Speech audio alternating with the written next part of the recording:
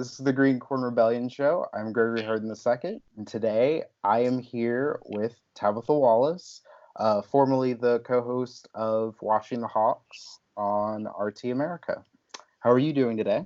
I'm doing great. How are you doing? I'm good. I'm really good. Thank you for coming on today. So first question is, where are you from and where did you grow up at? Okay, I am originally from a little town in Wisconsin called Watoma. When I lived there, when I grew up there, it was about 1,200 people. I think it might be almost 2,000 now, so huge. Grew up in a really small town, very working class, not middle class, not, like both my parents worked. My mom worked 7 days a week. Like I worked through college, I did all that stuff. And yeah, I grew up in a very rural, some factories and farming and all of that. And so I kind of grew up understanding the process of things and how everything connects. With your food and with, how you get things and how jobs work and why no one has a job and you're in the middle of it. So I always had this view of when I was 22 after college, I moved to New York City and I always kept that thing with me, the sensibility of like we're a little community. We're just a bunch of little communities. We don't take care of the people that are right next door to us. Who's going to take care of us? So yeah, I grew up there, small town, only child, big extended family, huge extended family. Like they all live in like one county, and it's like 2/3 unrelated to everybody. So, yeah, that's kind of where I grew up, and yeah, I don't know. Went to college, I guess. I don't want to be like, and then I did this, and then I went to LA, and then I did this other thing. So. So, what all have you done in your life before working on Watching the Hawks at RT? Wow, that's a long list. I originally got my bachelor's degree in theater arts, so like directing, writing, performing, all of that, and really thought that was a good way for a storyteller because I didn't know exactly what I wanted to do. And I moved to New York. And I ended up doing some theater and that, but I did a lot of directing and writing and sort of gravitated toward that side. And in the midst of all of that, I was also a writer and wanting to do something to do with journalism. And so I worked for a year at Newsweek in 2002. I was Fareed Zakaria's second or third assistant. I'm not sure exactly what the title was, but I picked up his phone once in a while. But I learned a lot at Newsweek in that year. And then shortly after that, I ended up getting a job at Miramax, which was this big movie company run by the Weinstein brothers, who have had some trouble. But I worked there for a couple of years and worked in movie marketing, which was a passion of mine. I love movies, and Miramax and them had done some of the best movies ever. So I learned a lot about the movie business, and I learned about the entertainment business, and did that for a bunch of years, and then moved to LA, and still did marketing, but like digital stuff on the side. And then the economy crashed, and nobody was paying for marketing anymore. And I ended up, just to pay the bills, did some work as a production assistant, and did some catering work on reality shows. So I got a view into that world of how the reality is made. And in the middle of that, a friend of mine, a very good friend of mine, Tyrell Ventura, came to me and said, hey, we've been asked by this online station to do a show. Sean Stone and him were asked to do like a talk show. And they asked me to produce it, which eventually became Buzzsaw. And despite I fought them, I was like, I don't want to be on camera. I don't want to be a pundit. I don't want to do this. And then I finally buckled and I did it. And then we ended up hosting that show for like a year and a half. And then RT saw it and said, hey, would you like to come and do this? And that's sort of then this 5-year journey that I'm just sort of coming off of being on international TV every day. But that's sort of, it's a weird journey with a lot of weird side jobs in between, and Mm-hmm. strangeness, but yeah. All right. So what was it like working at RT those years? Um, I think a lot of people have a lot of misconceptions, obviously, about it. Mm-hmm. Nobody's like walking around being like, that story is not positive enough about Russia. Why don't you do that? Like, there was never anything like that. Nothing really political. And I'm pretty liberal. I'm pretty, not standard mainstream. I'm definitely not a Republican. Like, there's like a lot of stuff that I'm not. And so, yeah, I think there's a lot about the news business. It was a very supportive atmosphere from a lot of people, and that there's a team there that really believes in what they're doing, and it was an honor to work with them, like first and foremost. I think the news business, the TV daily news business, is just there's a lot in there that you don't realize until you're in the middle of it, and yeah. That's the book. I'll write a book about that. Yeah, it's not RT, it's just the news business in general. But I will say they were incredibly supportive. I was part of a team that got an International Emmy nomination in like our first year of doing the show. We just had our 1,000th episode, a few months ago or last year. And it was cool. It's such a cool experience because it's such a wide range of people. And I got to see a lot of the world. And I couldn't have done that if I hadn't been there. I got to report from Australia on guns. I got to go to Hiroshima on the 70th anniversary of the dropping of the bomb. I got to cover a lot of really important stuff that a lot of places, like if I was at CNN, I wouldn't have been able to do. So Yeah. Well, yeah. that's cool. So was it different or did it feel different working for RT after the 2016 election? Yeah. Yeah. Yeah. The 2016 election was, yeah, it was. Because I think a lot of people you start to self-censor when no matter what, when you know that certain things are going to trigger people and you're going to get an onslaught or you're going to get BuzzFeed articles or you're going to do all that.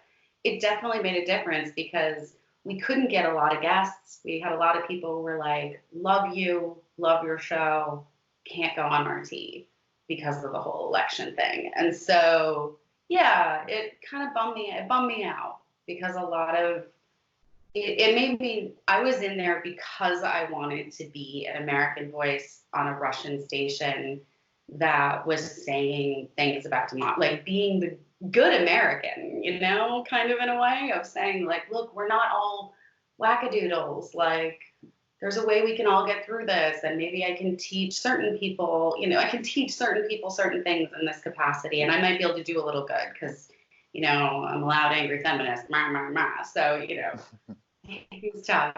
And it's hard to fight when you kind of feel like they've got you. Mm-hmm. And I'm the kind of person that wants to like storm the barricades if I feel like something's just not right. And being sort of treated the way we were, it made me have a very different view of news business and journalism as a whole. Yeah, it wasn't positive. Just Yeah. yeah. Yeah, because I remember. No, what were you about to say? I was very disappointed, Mm-hmm. and a lot of people in the news business when everything went down. Yeah, because I remember, like, what was it? So I was just starting college and graduating high school in 2016.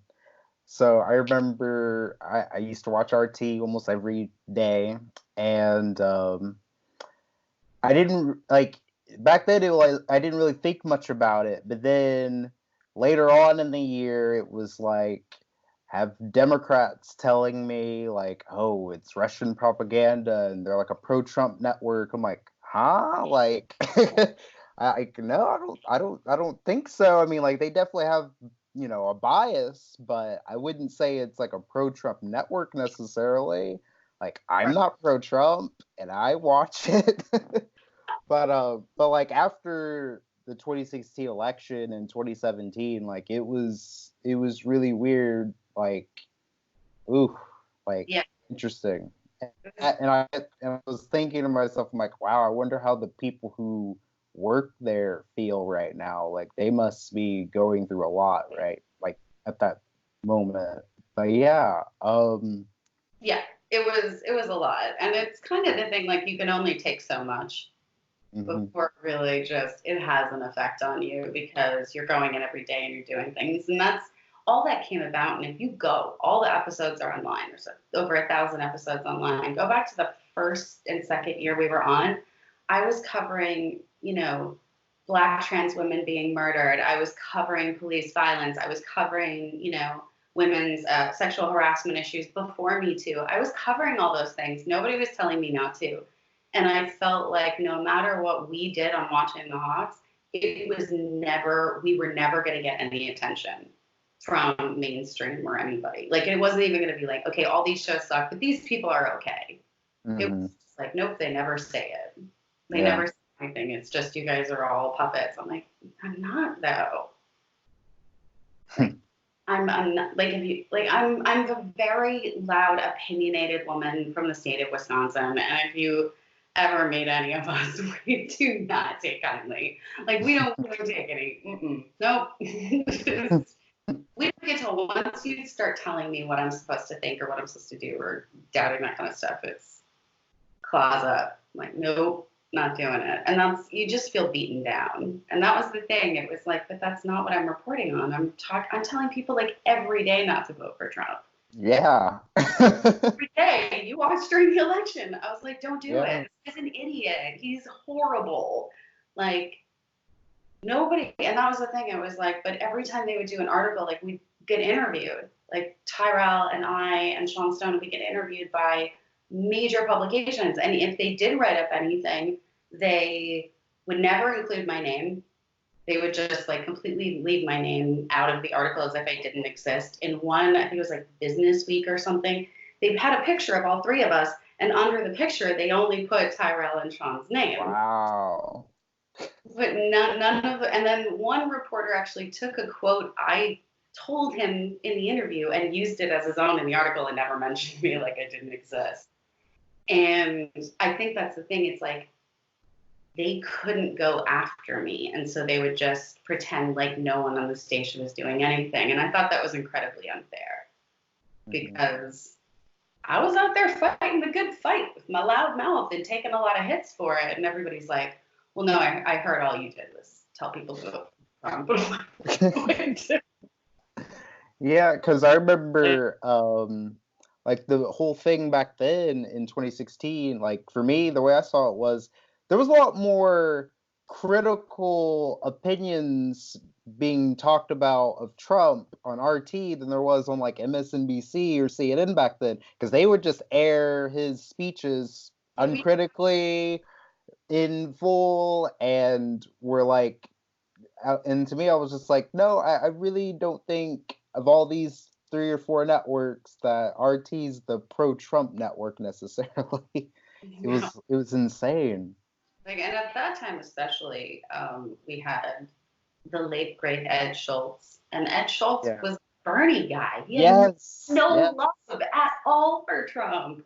So it was like him and us on international, and it was like literally, and then everybody else was like super like socialist liberals. So like I don't know where I don't know what newsroom they were in, but it was not a pro-Trump situation in that newsroom. Like not even close. And then, and even I mean, and I told everybody, I'm like, it's gonna be really close, but he could win. And they were like, no, just everybody. And I was like, and I was at the Javits Center because they thought, they were all like, she's obviously going to win, so we're sending you to the winner. We're going to send you the woman to the, Hillary's campaign to see her victory, and it wasn't. And it was like me live, like, oh God, like people are dying, they're like falling down, like, oh God, this is terrible. But it was like nobody listened, and. That was a bummer. That was just a bummer, but not one that I was ready for it. It was like, but I also have that feeling I think a lot of people have, that we can change presidents, but that's not going to radically change our lives. Yeah. Unless you have a radically different president. Mm-hmm. And preferably in a good way. No, just, Yeah. I don't know. It's light bulbs. But So, what got you interested in politics? as a kid, I remember watching the election that Reagan won.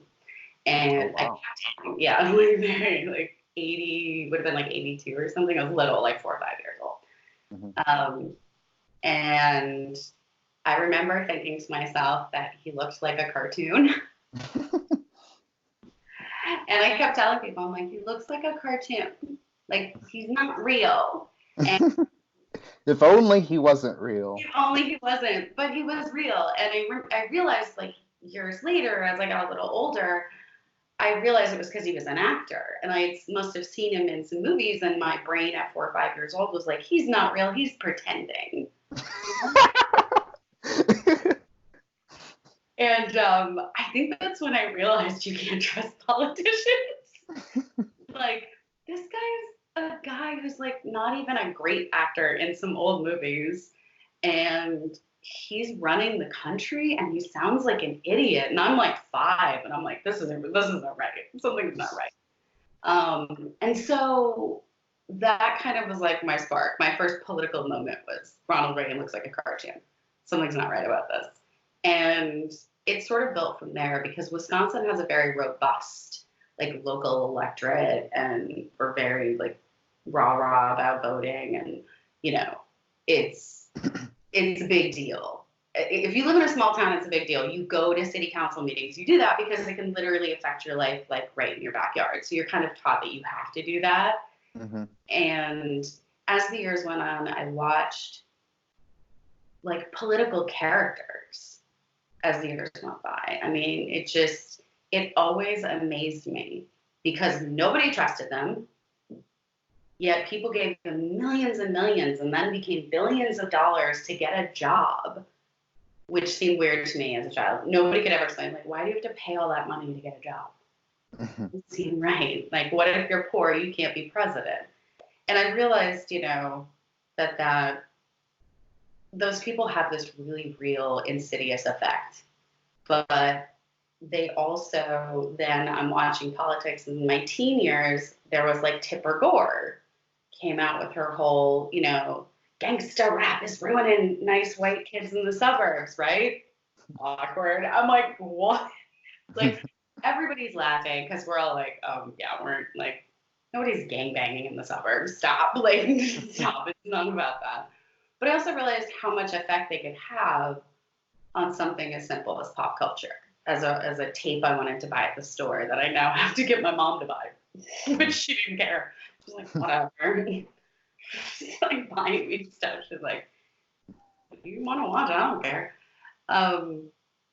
So yeah, there's this thing where I started to see, first I was like, these people are ridiculous. Nobody trusts them. They're a joke.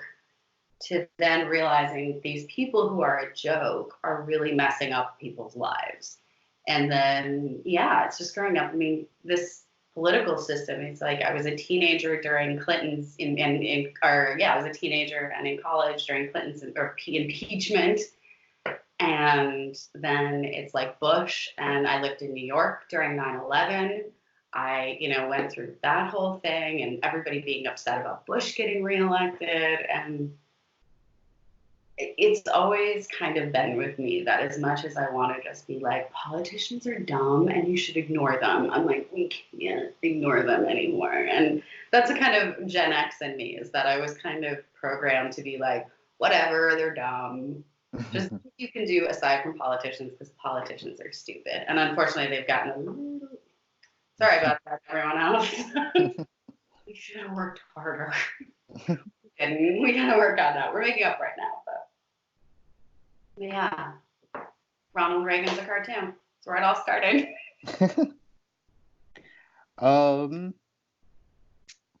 So what made you leave watching the Hawks?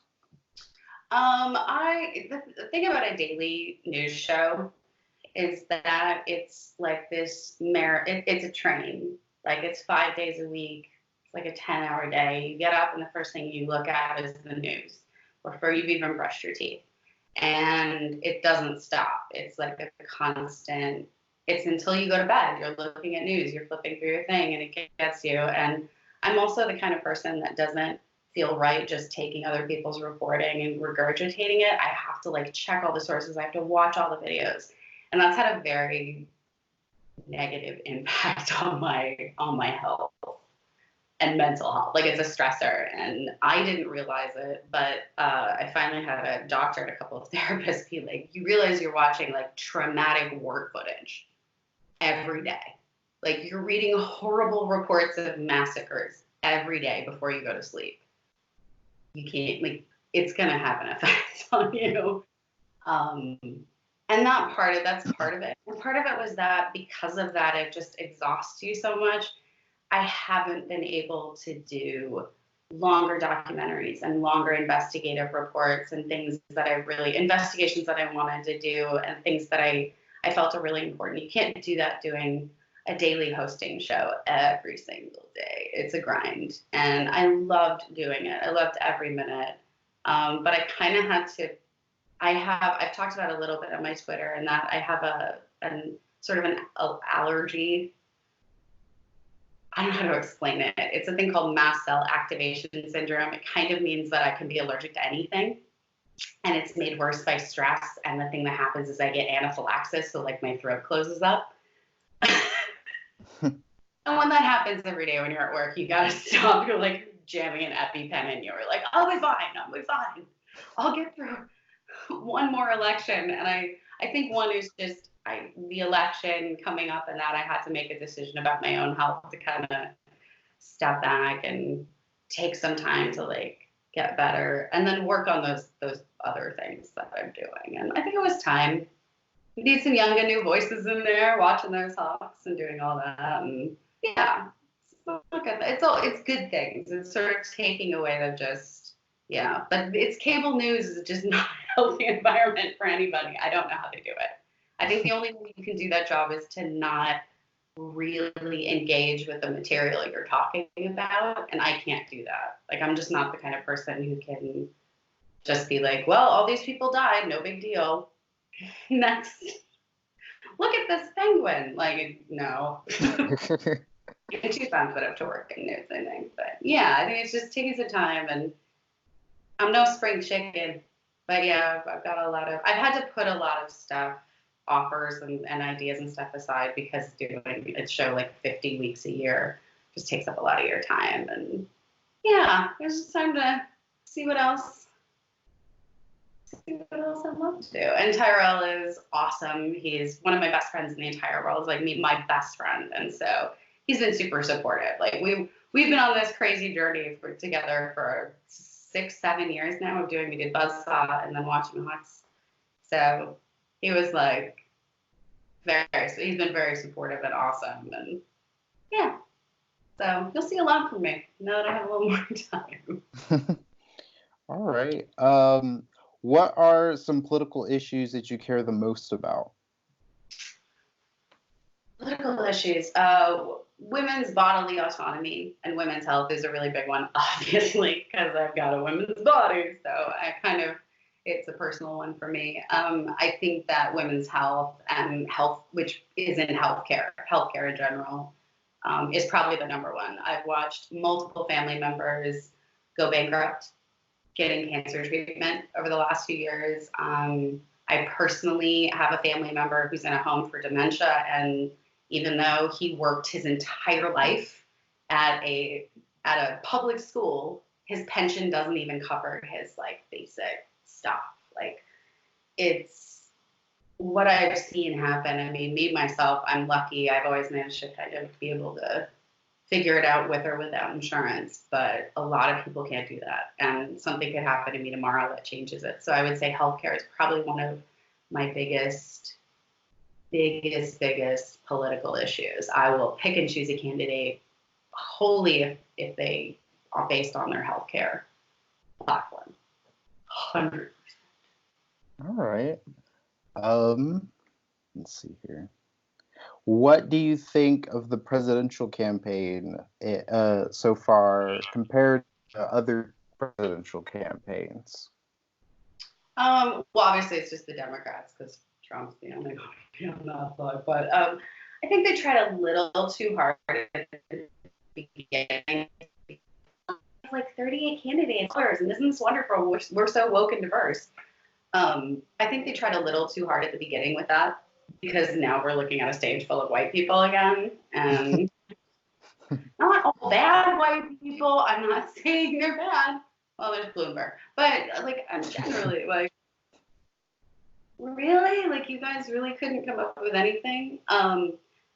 I think the things that happened obviously in the last couple of days between Bernie and Warren are indicative of, again, I'm just really disappointed. It's some shady stuff to be running around now. It's like people who are her friends just backstabbing each other in these political campaigns, which is politics. I guess it's not, that's what they do. But Yeah. I think it's becoming, again, so much about personalities and not about issues and not about priorities. It's just so not even divisive. It's just like passive aggressive. Like the reporters are all the like everybody, the reporters asking the questions are passive aggressive. Everyone, the coverage of it, the pundits.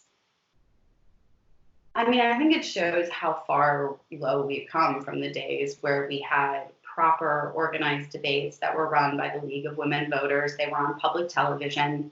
You didn't need a cable subscription to hear what your president was about. They discussed issues. They discussed platform. They made people really stand up and say, explain to me how you're going to fix this. And now it's just ratings and clicks, and they do these so they can raise money for more TV commercials that people hate. Mm-hmm. Nobody likes TV commercials. They hate them.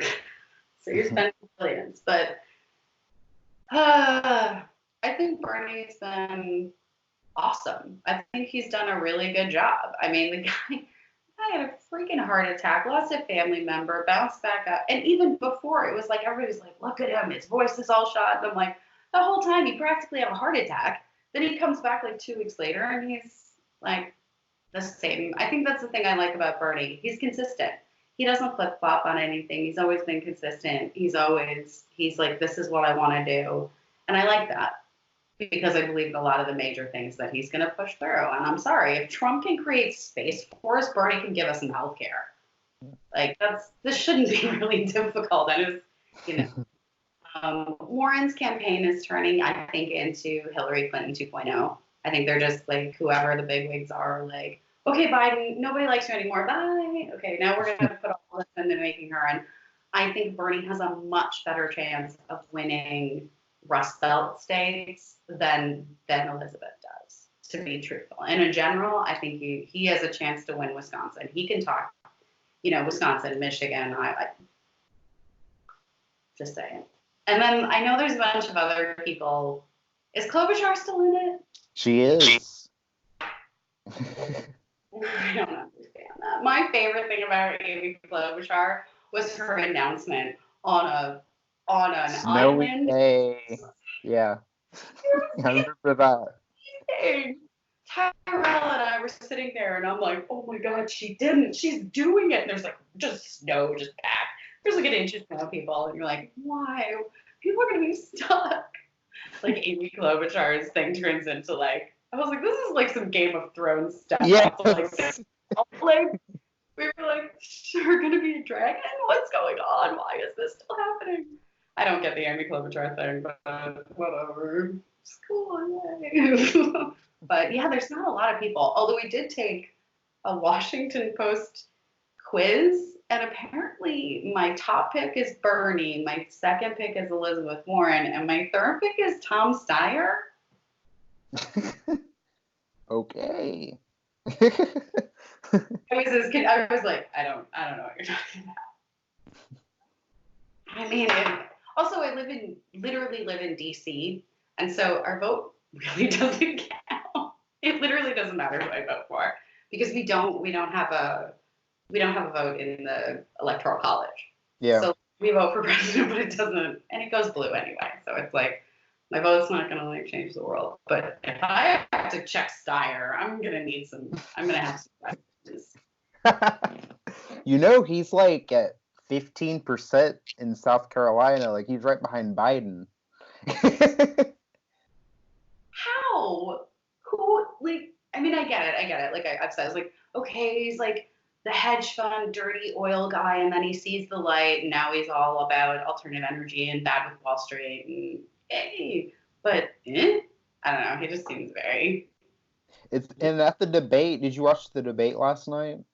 I watched part of it this morning. Yeah, like, every time he spoke, he didn't say anything of substance, really. Like, he had nothing to add to, you know, the conversation. It was just like, why are you up here? Yeah. And the fact that I agree with him on a lot of issues scares me. I'm like, am I that boring? Yeah, but I think it's, you know, I think the best chance we have is Bernie versus Trump. And I'm sorry if that gets people all riled up, but honestly, I think that's the best thing. And I don't know. I think it's so high school. It's all become so high school. It's like, well, Bernie wasn't nice enough to Hillary, so we're just not going to let him have it. Twice? You literally got caught doing this. Like, there were emails, like, sorry, but like, so, yeah. I think the campaigns are, I think Bernie, like I said, Bernie's campaign's been steady. But yeah, I think a little bummed about Elizabeth Warren's thing, because I do believe, I agree with her on a lot of her stances. She has a really strong background for things like LGBTQ and women's rights, and I believe she's got a really good mind to fix our economy and do a lot of those things within financial structures. But I don't know how I feel about her being president right now. So yeah, the campaigns, I'm a little like, okay, Bernie's doing the same campaign he did, and it's working just like it did before. So that's good. How do you feel about Mayor Pete?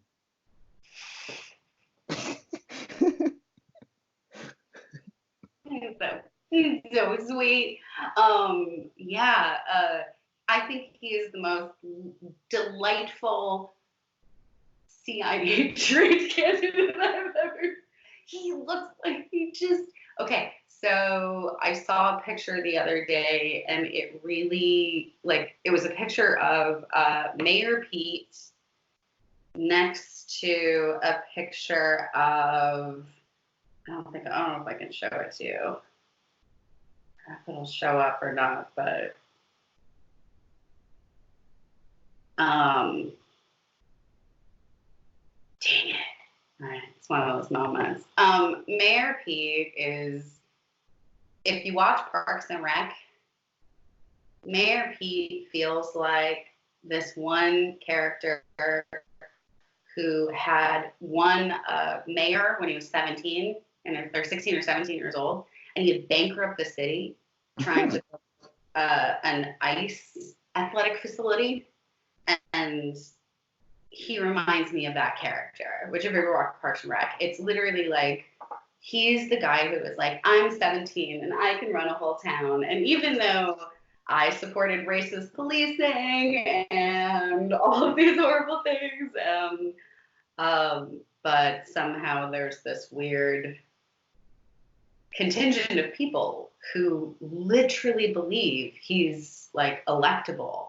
Mm-hmm.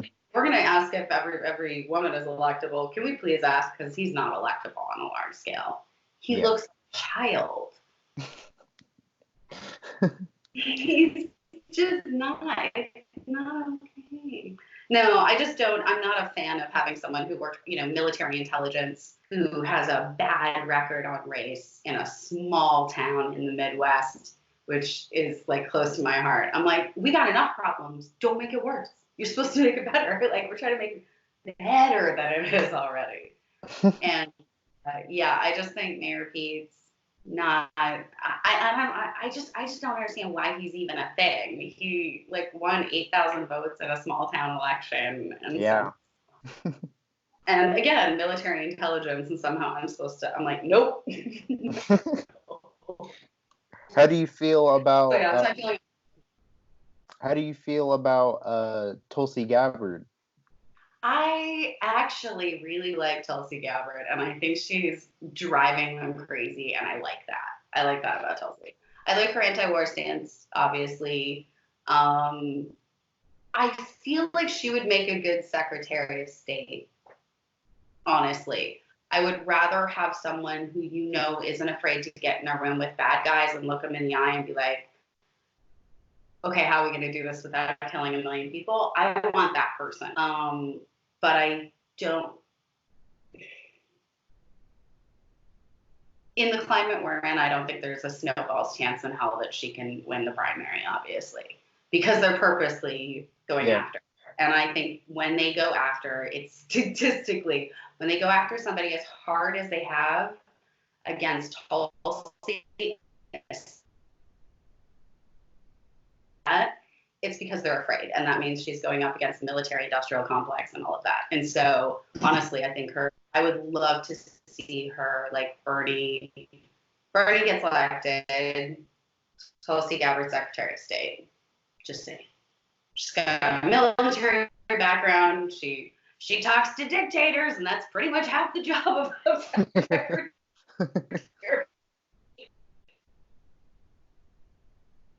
We've just give her the right job.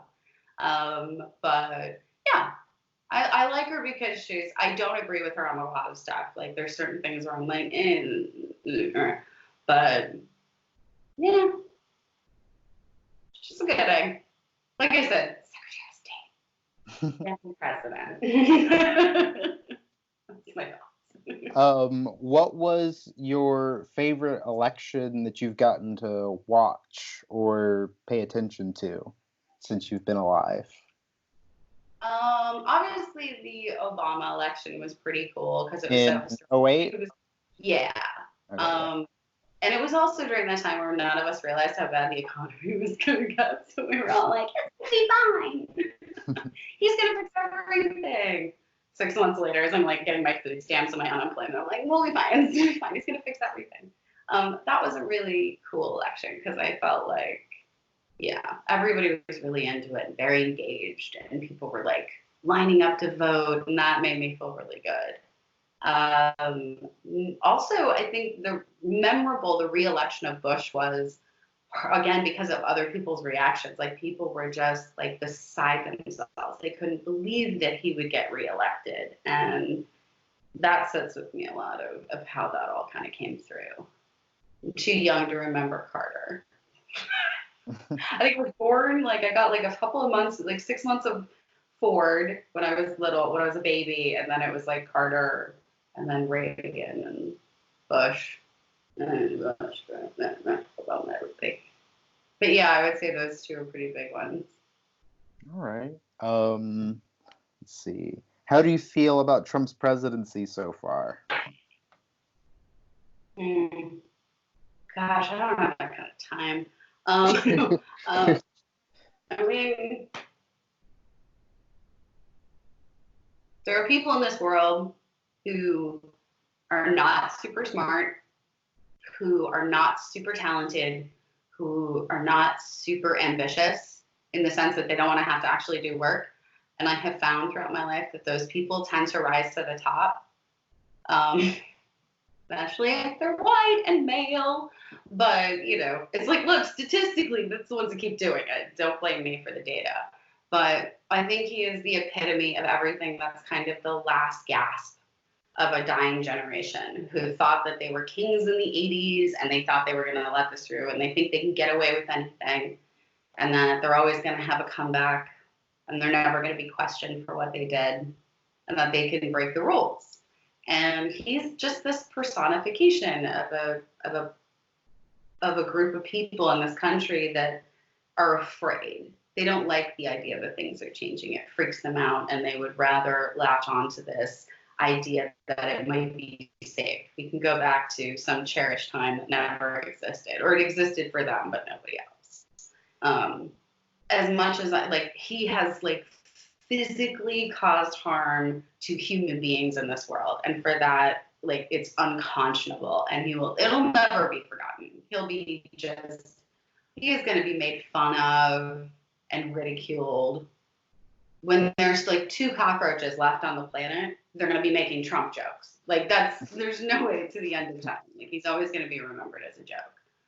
But I think it also was a good wake-up call to everybody, that you kind of can't sit on your laurels because people like that, and that's the hard part, because I think like a lot of us were the people who were saying like, no, like it's great that Obama has this, and like we know he's not going to just nuke a bunch of people, sort of. I mean, ish, but it's like, it's like we're pretty sure he's not going to do something too heinous. Mm-hmm. But what about the next? And nobody was worried about how bad it could get. And now you see how bad it can get. And on the upside, hopefully it gets people to understand. But, this administration is a perfect example of everything not to do. You wanted your, like, smaller government, get a CEO. He can do it. Meow, meow. How'd that work out? It's not going to work out. So, yeah. So what are some of your future plans? I'm working right now on 2 books. One of them is a little bit of a family history, American history kind of thing, about the landing of the Mayflower and some of the stuff that happened there. I recently, a couple of years ago, was doing a bunch of family research, and I found out that I am related to the first individual to receive the death penalty in the colonies. Like, the very first instance of white on white crime, my grandfather. Well, like my 13th grandfather. Which I was like, of course, we're just friggin' dirty white trash, like running around rednecks shooting people. Even I'm like, what's going on? Because I'm like, oh, they're Puritans, they burned witches. And I find out, no, he's this guy who he was a Catholic who literally could not stand the Puritans. He wouldn't go to their church services. He constantly got in trouble. He tried to get them out of league. He tried to fight them for leadership because he thought things should be more equal and it shouldn't just be all these Puritan rules within, the settlement. And it ultimately led to him, like, there was a shooting, and it may or may not have been a hunting accident, but he got hung for it. And I've always been very against the death penalty, and that actually kind of freaked me out. I was like, oh my God, like, not just any. It's like the first time a group of people on this land, white people, came here and were like, we think you should die, and we're going to take your life. And I'm like, oh, people suck. People are like, it brought in a whole new kind of vision to look at things, because I've always kind of been like, yeah, okay, great. Puritans on the Mayflower. I could not care less about their. And now I'm like, oh. So I'm kind of looking at that, and also dispelling, because this year's the 400th anniversary of the landing of the Mayflower. And I kind of want to dispel some of the myths that, well, one, Jamestown had slaves right down, like, literally miles from the settlement. So the idea that wasn't happening, it's like things we were never told. And slaughters of Native Americans, it's like, well, we had Thanksgiving dinner. And you're like, yeah, my great-great-grandmother helped cook that. It's not what you think it was. Like, there's so many myths. And I kind of want to, in a year when I know that there's going to be a lot of, like, how delightful the Pilgrims and the Indians came together, I kind of want to have a chance to tell that story a little bit differently. And so I'm going into that, working on that. And another book about the news business. Okay. And stuff like that, and the media. I might be critical of the media. I know it's so unlikely, but it may. And I'm working on some documentaries that I'll probably be filming over the next year, and launching a Patreon where I'll be doing a weekly newsletter, and then a podcast, and then possibly like video stuff. So that'll be launching in the next week, by the end of the week, and then I'll have Step Up where I'll start doing that. And you never know what might happen, but those are the 2 big ones, the book and that, and just looking for stories that are underserved, and getting the chance to really dig into them and really collect people's voices and stories, because like I don't have to tell the whole story. I think the thing for me with documentaries and stuff is getting on tape people to be able to say things that they need to say. And yeah, All that right. play a lot of video games and All right. My last question is, who are your favorite music artists? ooh, good question. Favorite music artists.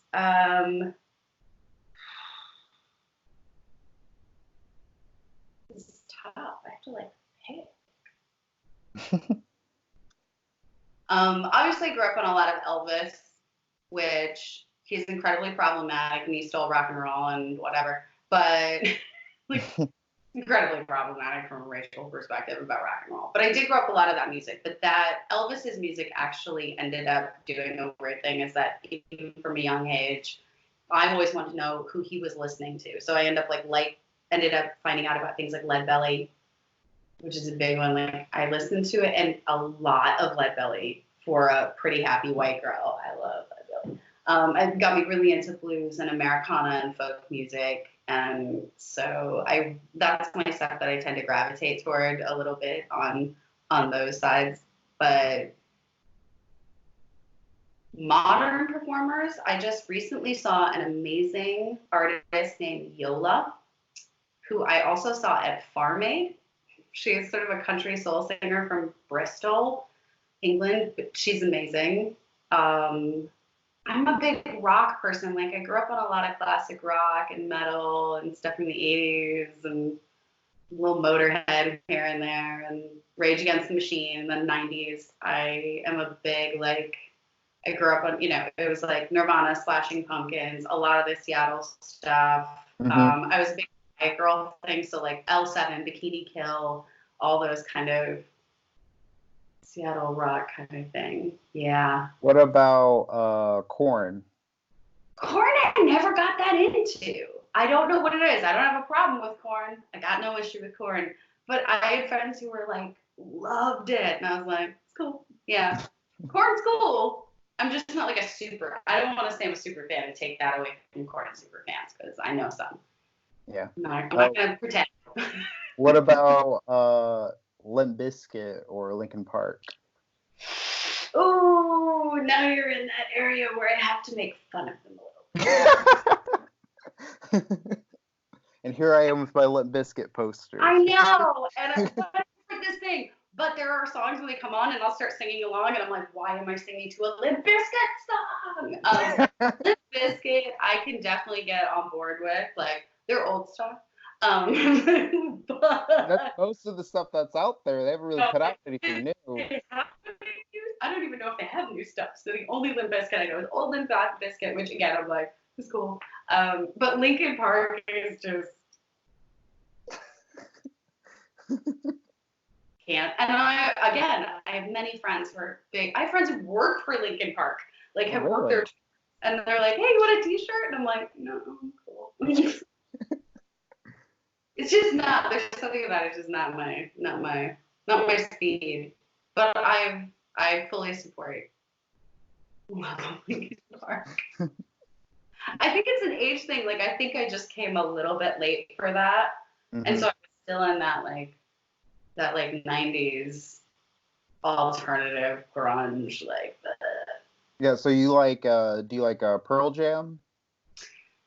I mean, I like Pearl Jam.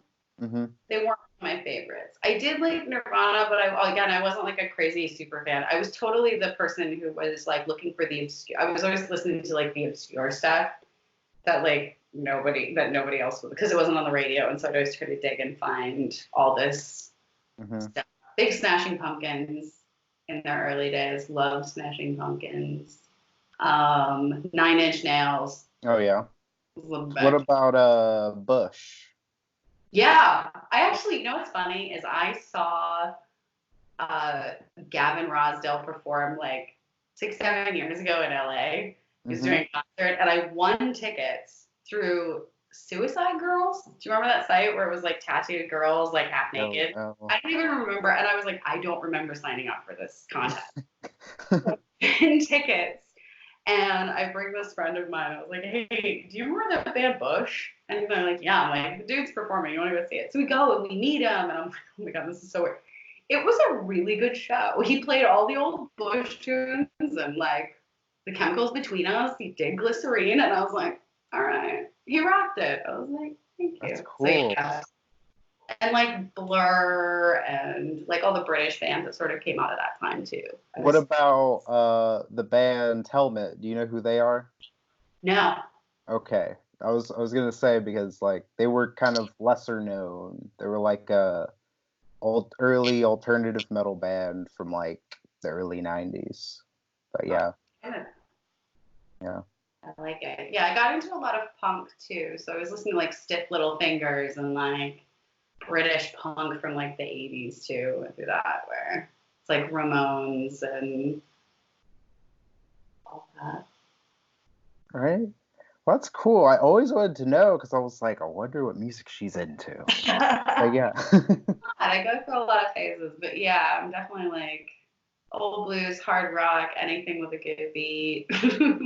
You know, I'm not a super like I do not know barely any like modern pop songs. I'm terrible. I'm like that old lady where I'm just like, I have no idea. Every song I'm like, no. If It's not okay. You're not missing much anyway. yeah. So it's And okay. I'm so that person that like if it's not like rap and hip hop, it's like if it's not from like the 80s or the 90s or the early 2000s, I'm like, what's going on? I'm just like, just put Biggie on. I can't listen to this anymore. Like, yeah, I haven't. There's only been a few people who like jumped up lately. So yeah, there's definitely my like old school because I was one of those white kids listening to gangster rap, and look what it did to me. But yeah, I'm definitely more old school when it comes to that. It takes a lot for me to be excited about new music now. All right. Well, that's all the questions I have. Thank you for coming on. That means a lot that you came on as a longtime fan of yours. Where can we find you on social media and on the internet? You can find me on Twitter at Watching Tabetha. I'm right under my name, Tabetha Wallace. I'm on Instagram and I also have a Facebook page. And like I said, I'll be, now that I'm doing all these stuff, I'll probably be posting out articles and stuff a little more like frequently. And that'll be on my Patreon, which should find it on my Twitter. All right, sounds good. Thank you. And I just want to say thank you so much for having me. It means a lot. It's my first like post watching the Hawks interview. So big get for you. I'm just kidding. This was fun. And like I said, it means so much to me that you watched at that time. And I'm thank you so much. It means a lot. Yay. You're welcome. Thank you. Thank you.